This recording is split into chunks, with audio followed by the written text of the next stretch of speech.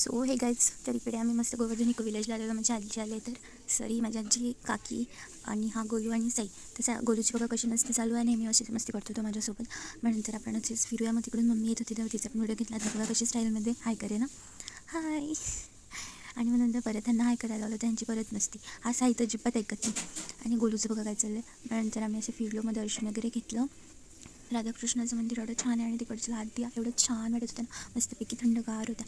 आणि इथे मंदिरामध्ये जवळ आम्ही फोटोज वगैरे काढले. मग नंतर तिकडे असंच फिरत बसलो. मग ह्यांची मस्ती चाललेली, मग नुसतेच मला दिदी दिदी करत होते.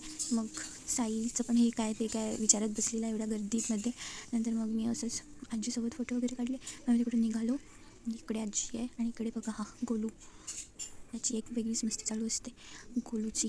आणि मग नंतर पप्पा वगैरे होते, मग त्यांना पण हाय करायला सांगितलं. मग आजी तर कॅमेराजवळ आल्यावरती तर तिला पदरच घ्यायचा असतो. मग ही मम्मी आणि काकी पण बसलेले. गोलूचं बघा काय चाललं आहे. गोलू एक अँटिक पीस आहे आमच्यामध्ये. मग नंतर आम्ही असे सगळीकडे फिरलो वगैरे. मग नंतर आम्ही तिकडे सगळीकडे फिरत बसलो. मग मम्मीचं पण चाललेलं व्हिडिओ काढ. मग तिचा एक व्हिडिओ काढला.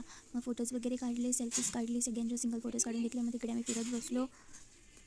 मग नंतर फिरलो वगैरे आणि मग नंतर आम्ही घरी यायला निघालो. सो पण भेटूया नेक्स्ट ब्लॉगमध्ये. बाय बाय, लव लव.